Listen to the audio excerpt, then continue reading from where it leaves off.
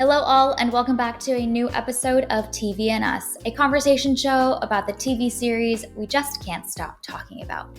My name is Jennifer Hahn. And I'm Sarah Callan.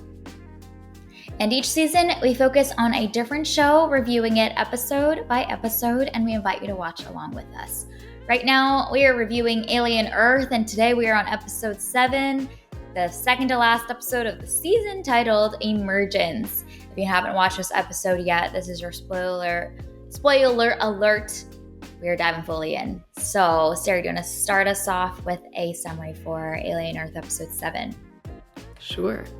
An escape plan is hatched, leading to a breaking of factions, betrayals, and a shocking confrontation.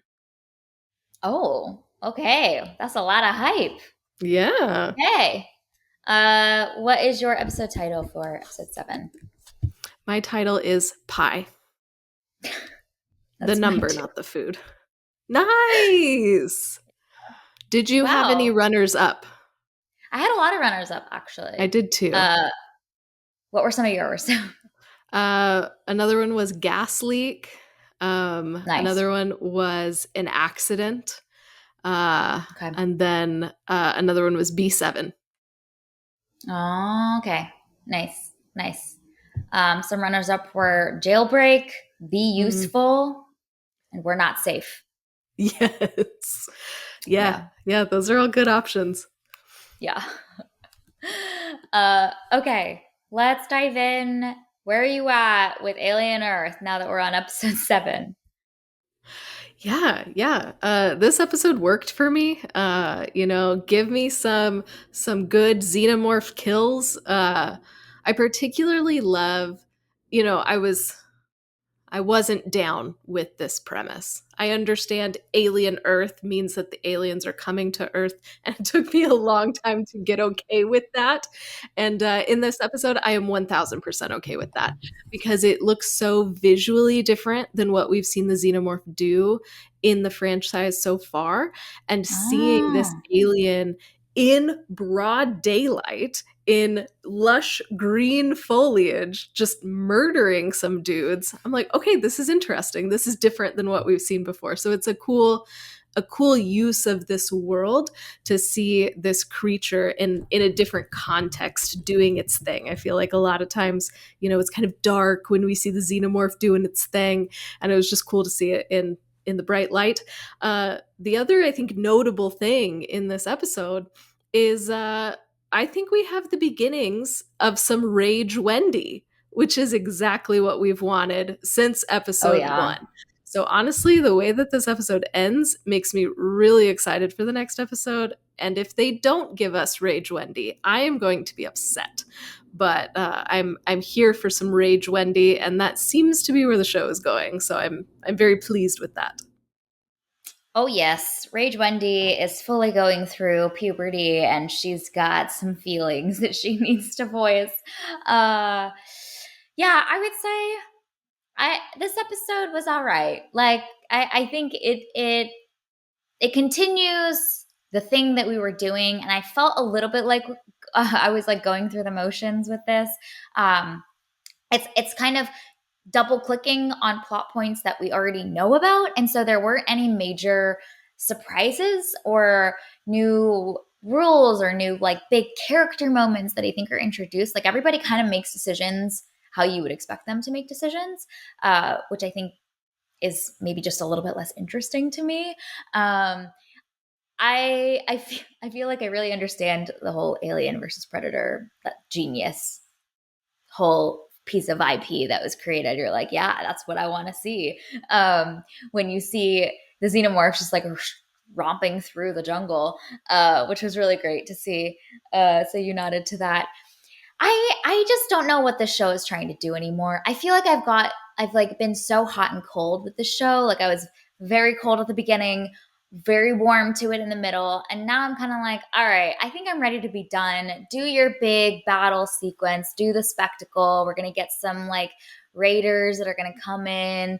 Boy's going to be put in his place somehow or try and flail. Like I feel like I can see the end coming, and I hope to be pleasantly surprised if they do something more interesting. But the trajectory of this episode is very much just trudging through the path that we were on. And so I hope we get a little swerve somehow in here, because I think if we just do what we're doing now, I'm going to be glad this is over and we're on to the next one. So I I feel like the middle section got really interesting, but all the things that I was excited to see haven't really been explored fully yet. So, like all the stuff with Nibs and her understanding of like herself and the child that she thinks that she has, but then that kind of just got like plot pointed away. And then Arthur and Sylvia, and why are they there? Uh, Still kind of unanswered. So everything that like the show felt like it was like wetting my palate with, I'm like, oh, what happened to that? We're just doing battle sequences now. Come on. So that's how I feel about it. No, that's totally fair. I also am curious about Nibs in particular cuz like man, that was such a an interesting and like jarring thing that they introduced a few episodes ago and then it was like, "Oh, we wiped her memory. Okay, all done now." Like and Yeah. not even like really sitting in the tension of that. I thought as much as they were going to cuz obviously they wipe her memory and she's quote unquote fine now. And then Wendy comes in and kind of, dismantles that and is like, "Hey, Yeah. no, actually they messed with you a little bit." And that's it. Then they just Yeah. are ready to leave, which is fair. That feels like an appropriate, response is like, "Oh, let me get out of here and then I'll process through my emotions with this and unpack what this is." But Yeah. I really had hoped that they would sit in that tension that the show seemed to be creating, especially Yeah. because earlier in the season, Nibs was so contemplative, and you could see that there was a lot going on beneath the surface with her.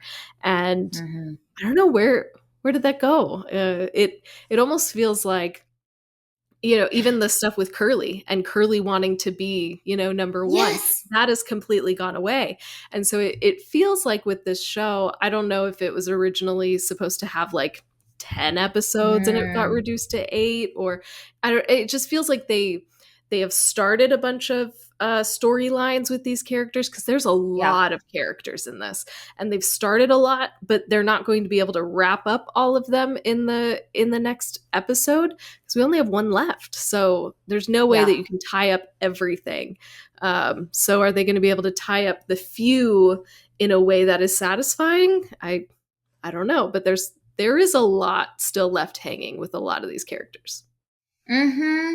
And we talk about this when we review movies over on Moviness, a podcast. But it's such a shame when you see that a creative team has all of the right ingredients. They're all laid out on the kitchen counter.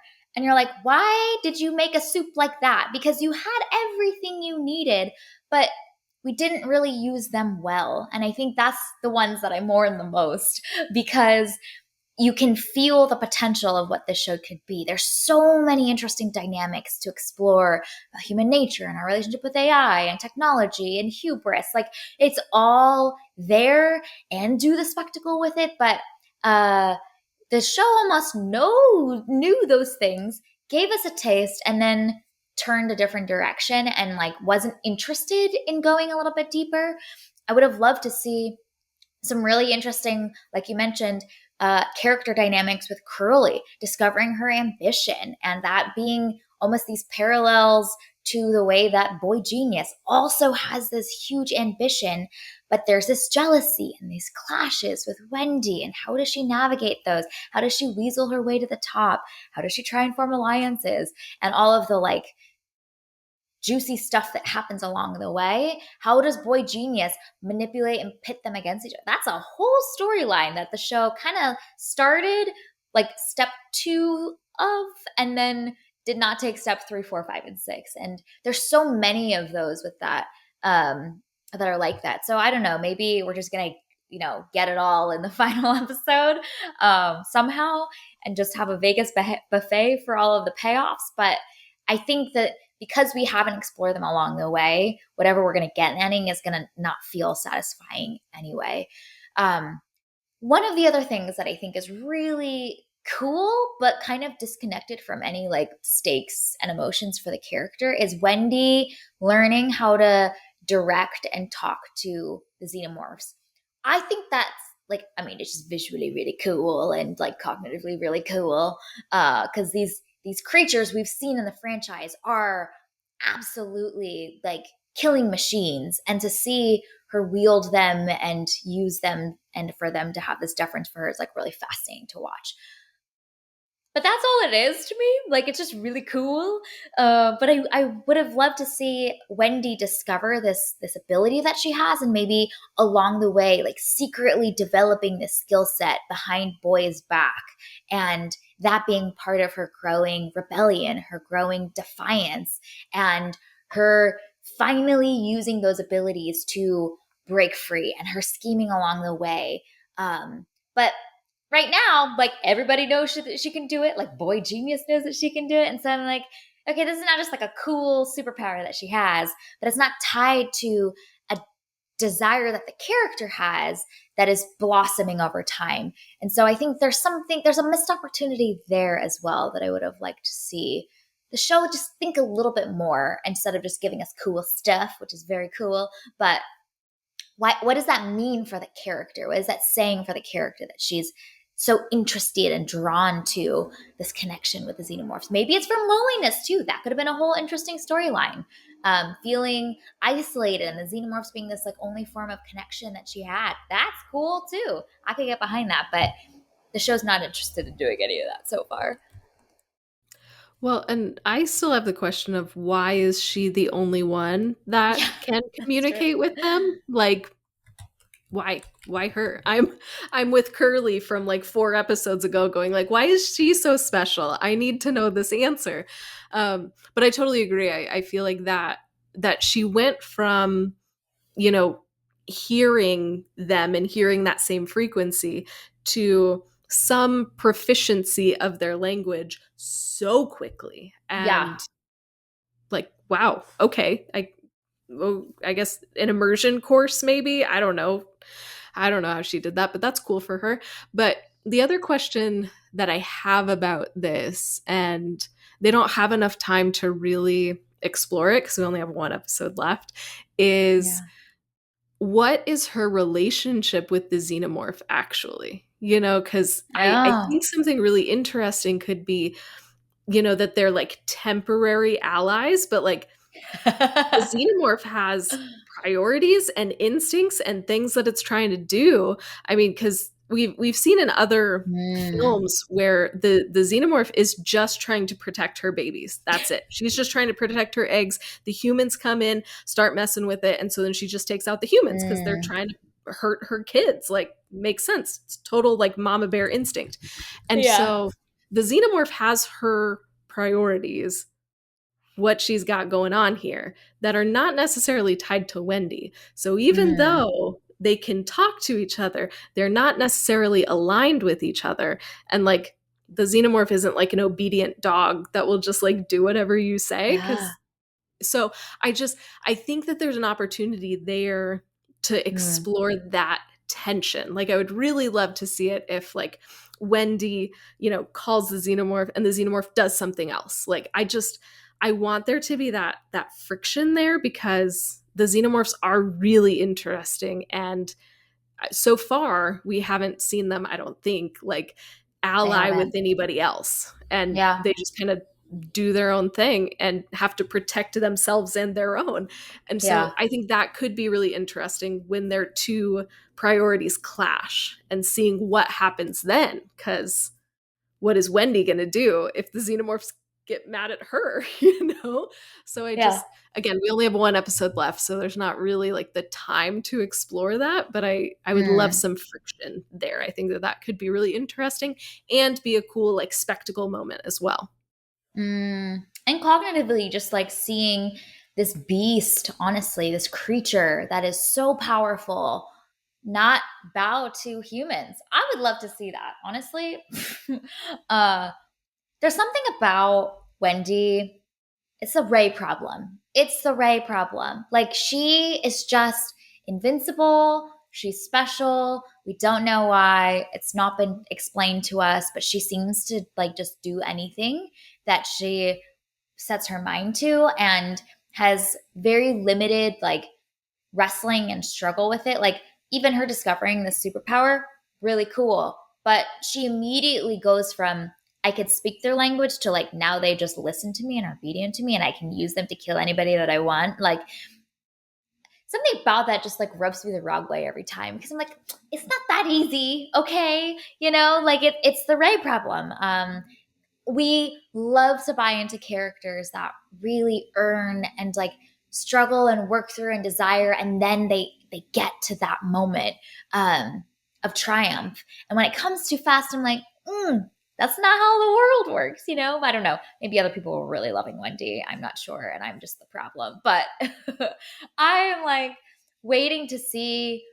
I hope we get some like rage Wendy in the next episode that then ultimately doesn't come, like the plan does not come to fruition in some way. I think that would be interesting to see, and almost how that like the creative thing that boy genius had in mind like goes really awry. So it's satisfying because we get to see boy genius like realize that he is not also like all powerful God, but then also like Wendy too like is also like coming to the end of her limitations too, or discovering where her constraints are. I keep forgetting that she's like a small girl in there, but because she's not acting like a little child anymore, she's like taken droves of raiders out, which I'm like, she seemed to do that with like no remorse, no hesitation. And so the contrast of Wendy with Slightly and Smee and their reaction to Arthur's death feels really funky, and kind of like I'm not really sure how to compute that in my brain, because to me, Slightly and Smee's reactions to Kirsch's death is correct. That is how young children in a synthetic's body would react to seeing this person that has been a like parental figure for them, that's taken care of them, to seeing that horrific, gory death. That's the right reaction. And somehow Wendy's just like unfazed by it all. So that's also, I don't know, something that feels incongruent there to me. Or she's evolving to become no longer what she was anymore. And that's also, I don't know, some subplot line or rules of the universe that I just missed or didn't, we're still gonna discover in the next episode. Not sure. No, I'm 100% with you. I think all of the other synthetics, their responses make sense. Even Curly, she has that moment where she goes to Dame Sylvia and is really like vulnerable and Yeah. scared. And we haven't seen that side of Curly before, so that was really interesting. But it's such a little kid thing to do, though. Like if you're Mm. scared, you go curl up with mom. You go where you feel safe. And like you already said, Smee and Slightly. I loved just everything we got with those two in this episode. Both of those actors are doing such a tremendous job in this. I was particularly just impressed by Smee, the actor who plays Smee, Yes. is just He's doing so good. he's so good. Oh my gosh, like Yeah. every little thing he does in this episode is absolutely perfect. It's so what a little kid would do, from like even when he's like banging on Slightly's door and like, let me in, I know you're in there. Like, what are you doing? Yeah. I need to What know. did you And then of course do? he wants to help his friend because he's a good friend. And then the Yeah. whole bit with Arthur, and when he's in trouble he immediately goes and holds Arthur's hand. Like just everything that Smee does in this episode is absolutely perfect. So Yeah. I think it's really interesting to have characters like Smee and Slightly that are so prominent in this episode, who are, kids in adults' bodies basically. And then you have Wendy, who is just the opposite. And there's no kid anything in Wendy, and there's no explanation of as to why. So once again, I am Curly from 4 episodes ago going, what makes her so special? Especially because the show didn't start out that way. Wendy, in the first couple of episodes, still had that childlike thing to her. She was maybe a little bit more grown up than the other kids, which we could kind of explain because she was the first one. But now there's none of that kid stuff in her anymore. But the show doesn't tell us why. And so I Yeah. do think that that's frustrating to see. Mm. I'm hoping that we'll get Rage Wendy in the next episode, and so then I won't care anymore because she'll be Rage Wendy, and that'll be entertaining. But it is bothersome that we don't have an explanation for why she seems to be so much more advanced than everybody else. Yeah. Right. And I think we needed either just more hints along the way to at least form theories. Like I have theories that like Boy Genius put a little bit of his DNA in her into her somehow, or like programmed her like makeup a little bit differently to be more like him, or more, I don't know, like evolving faster, because it seems to be that like in the scene with Dame Sylvia, she talks about being able to tune their natural tendencies differently. So they like turn down the volume on Nibs's emotional strands in her makeup. And so it feels like there's something that Boy Genius like tampered with Wendy, because I mean, it was insinuated at the beginning that he created her to be like an equal partner to him because he was lonely and needed somebody to talk to have an interesting conversation with. So maybe that's also explaining why her like propensity for um, power and aggression and kind of this like calculated, cold view of her goals and kind of being tunnel vision on them is so different from the others. Because kind of Boy Genius is like that in a lot of ways too. And so, but there's not enough there for it to really make sense. So we're kind of just flailing, being like, that's weird. She's kind of, really no remorse at all. Yikes. Does not bat an eye. And I think No. it's fascinating to see Joe see that too Hmm. and be like, that's not my sister anymore. Yeah. Something has gone awry here because that's not who I grew up with playing as a Hmm. child. That's not Marcy. Um, so I think that's interesting to see. Yeah, and We this needed more. we do need more. This also leads me back to my questions about the xenomorph too, because that's Oh yeah. xenomorph behavior of I'm Oh just yeah. going to take out my enemies and not care because Mm, I'm a creature without feelings, you know? Um, and so again, I'm like, okay, is there some like xenomorph business in mm, Wendy that's not in anybody else? And that's why she can talk to the xenomorph. I don't know. But like mm, it would be nice to have something to cling on to rather than just like, here's a guess. So I don't know. I don't know that we'll get the answers that we want in the next episode because there's only one episode left, but we do yeah, have a lot of questions. we do A lot, a indeed. lot. We do indeed. Um, One of our characters that we've been intrigued by that I feel like we still don't have very many answers about, maybe a little bit more, but not, we haven't figured him out yet. Our dude Kirsch. Tell me your thoughts about Kirsch in this episode. Ugh, I'm just filled with questions about Kirsch. He's so interesting. Every choice Yeah, that he makes, I'm just like, oh, okay. What are we doing now? Why is this yeah. your choice, my guy?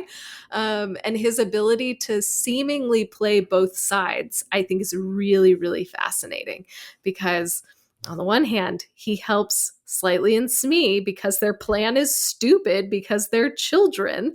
But on the other hand, he captures Moro and all the other dudes.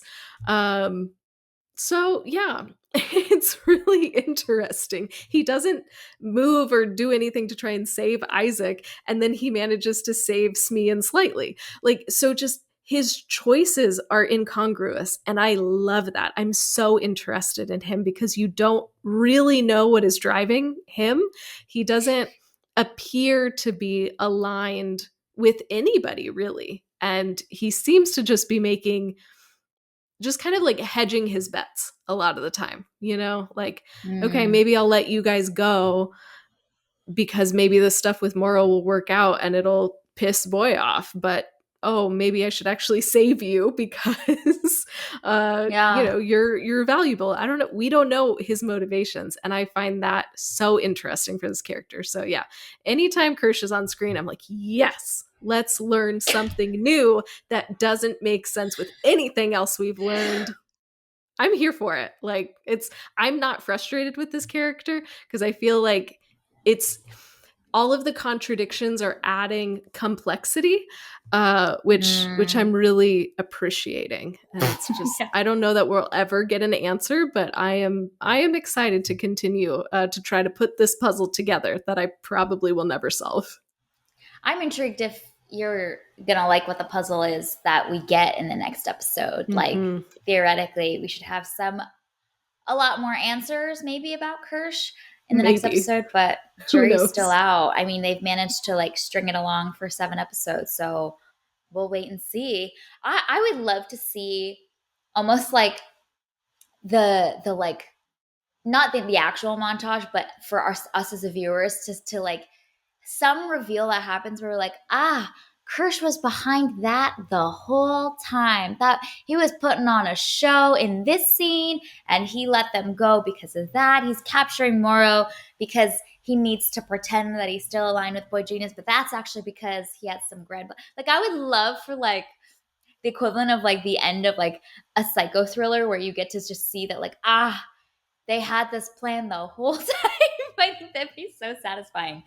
Um, to see perhaps the way that Kirsch was playing Boy Genius the whole way, and that Kirsch was holding all the cards the entire time, even though and Boy Genius thinks that he was, but he was actually just letting him. I think that would be really cool and really satisfying, but I don't know if they're going to do that. I just think it would be great to see that this character that seems to be all power and so confident in his abilities with Boy Genius having to face the reality that like you got played, because he loves to revel in his own intellect and vibrance, so to see Boy Genius like, in the moments before he hopefully dies, for Kirsch to be like, I played you, my dude, sorry, boom, and you're out of here. I would love to see it. Hmm. Ugh, that would be so good. I obviously we want Boy to be taken down a peg or 700, but it would be really satisfying if that came from Kirsch because this Yeah, whole show, Boy is just constantly berating demeaning him. Kirsch and like go be useful, like just so dismissive of Kirsch. Yeah. And so it'd be really, really satisfying if Kirsch gets the upper hand and Hmm. kind of leads to Boy's downfall. Oh, I would love that. I would eat that up. That'd be great. Yeah. Yeah.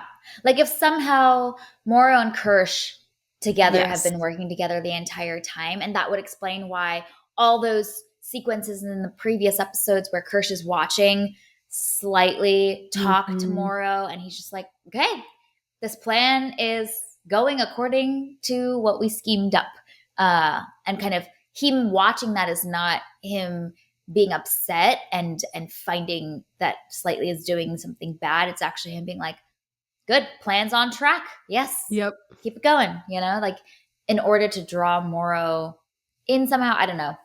We'll see how the show chooses to go, but that'd be really great to see. Yeah, I would love that. Well, and I still think that Kirsch and Moro are probably the two most interesting characters in this. Yeah. And they're the ones that are, I feel like character wise and like ideologically, the hardest to pin down. And so it'd be really Yes. cool if whether knowingly or unknowingly, they are helping each other. And then that ultimately leads to Boy's downfall. I would love that because they're both so interesting. So yeah, Mm. anything that Moro and Kerr should do, I'm just like, let's spend a little more time here. I would like to learn more, please. Less Wendy, more Moro and Kirsch, please. That's what we want. I think you bring up a fascinating point, though, which is that both of those characters' loyalties and motivations are not super clear to us yet as the viewer, which is really intriguing and also makes them unpredictable because we don't know who they're aligned to and why. Like, both of those things I think are actually important, not just what team they're playing on, because, like, okay, cool, that's interesting, but like, why are they choosing to play for that team? Is it because they believe in this? Is it because they have a protectiveness of the creatures? Is it because they're in it for the money? Like, what their underlying motivation also is really unclear to us. And so I think that's really fascinating. Dame Sylvia is interesting because she's clearly playing for a team, but her motivations are still question marks to us. So that's also, I mean, hopefully we get some answers on like why she's choosing to put up with this whole thing. Another, I think, thread line that's really cool, but again, the show's hasn't spent the time to develop that a little bit more around this like nurturing mothering instinct that seems to like really connect her with the synthetics that she's created in a way that's different from what Boy Genius is interested in. So who knows? Who knows? But Well, and I think the other piece with Dame Sylvia is that's interesting is you see Arthur also displaying that nurturing and that care in this episode as yeah, well. And so I just think that that's interesting because we've mainly seen that from Dame Sylvia, and we've mainly seen Arthur, just doing his sciencey stuff behind the computer or yeah, whatever. But in this episode, we see both of them exhibiting that care and that parental nurturing to the synthetics that they interact with. mm, And I find that really interesting that we still don't have any answer to any of the questions that we were asking. But I loved that we got to see that part of Arthur as well. So it's not just I coming from know. Dame Sylvia, but he also had that in him as well. And so maybe that is, why they both stuck around is they saw these synthetics as their kids and saw it as an opportunity to care for them. I think there would have to be more than that, but that's Yeah, that's all that we have for right now. for right now. And apparently, we're just going to get like loads of answers in the next episode. Or they're going to do what Severance does, and it's like, psych out. And then we're going to get more Alien Earth in like a year or two. um, okay. Any other big things we wanted to mention before we give out some TVNS awards? I think another piece that I think is interesting that I wish they would have had a little bit more time to really explore is when Nibs and Wendy find their graves. And Oh, yeah. I think that that It was could have wild. been something that could have been really, really interesting and sitting in that, especially because we know that they are children in synthetic bodies. And I mean, as an adult, I don't think I would know how to process that, but especially as a kid, like Yeah.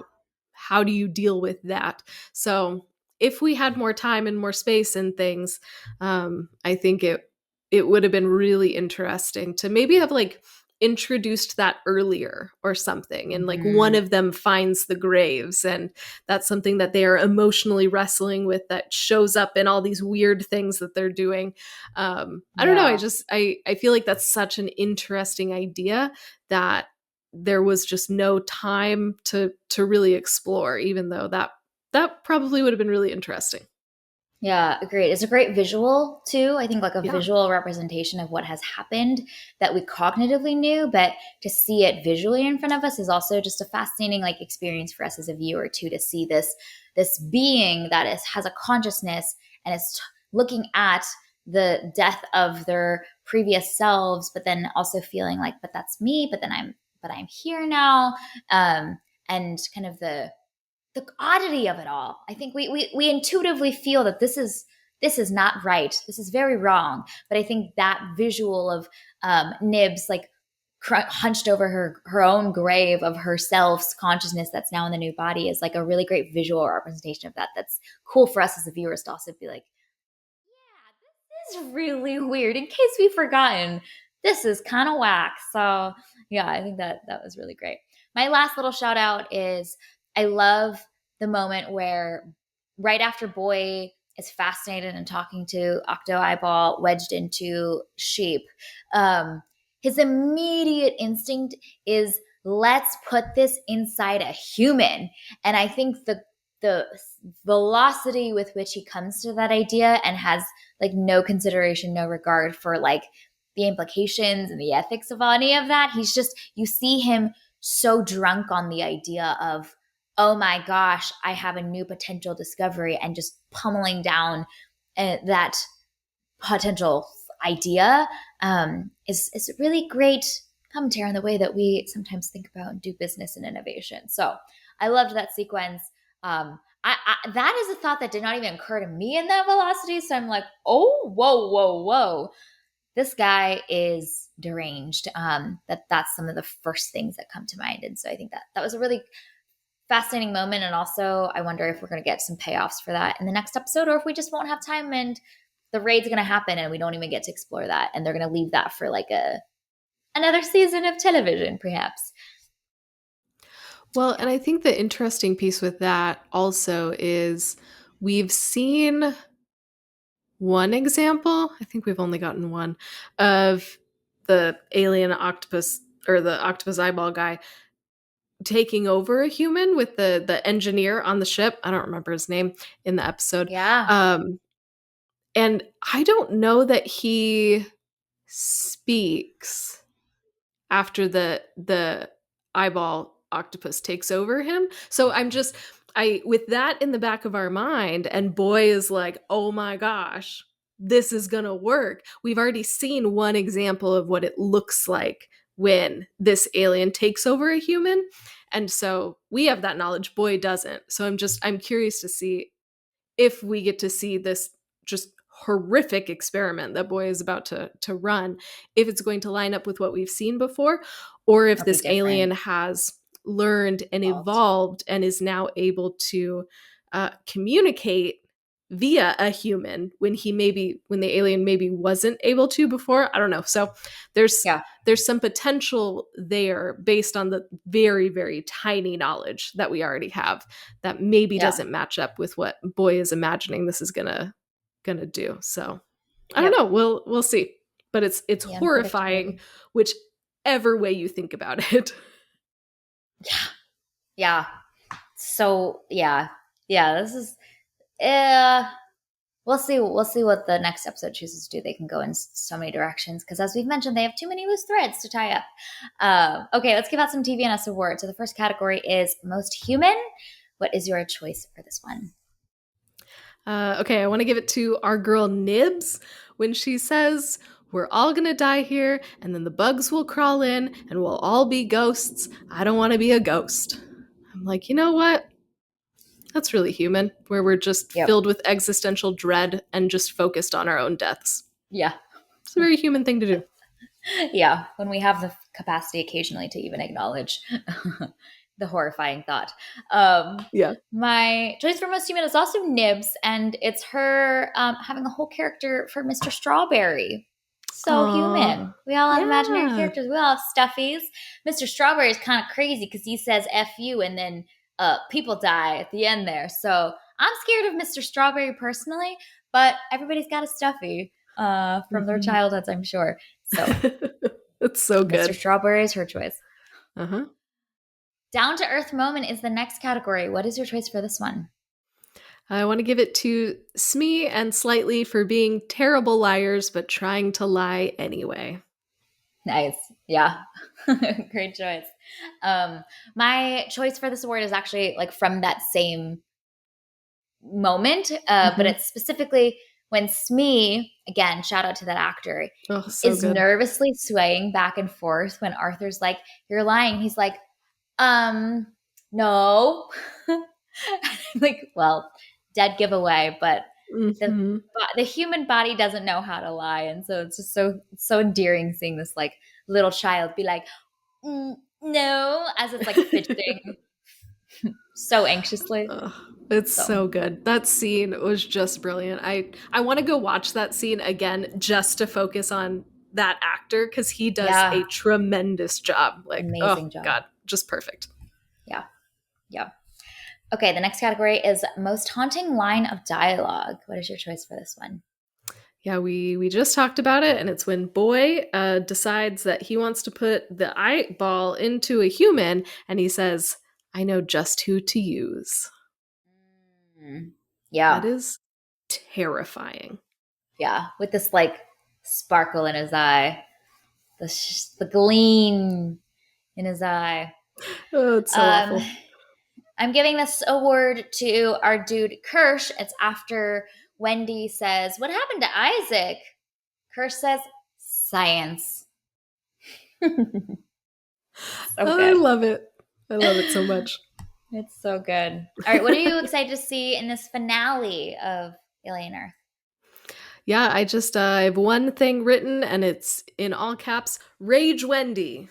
That is what I'm looking forward to. I doubt that they're going to answer any of our 1 million questions, but I want to see Rage Wendy. The show seems to have been leading up to this point for the entire season, so stop teasing us and give us Rage Wendy. Yeah, Let her cause some chaos. I don't care who she wreaks the chaos on, but we want to see some Rage Wendy. nice. I love it. I love it. Um, I would like to see Boy Genius downfall. Just let me bask in the satisfaction of seeing him just fall from his tower.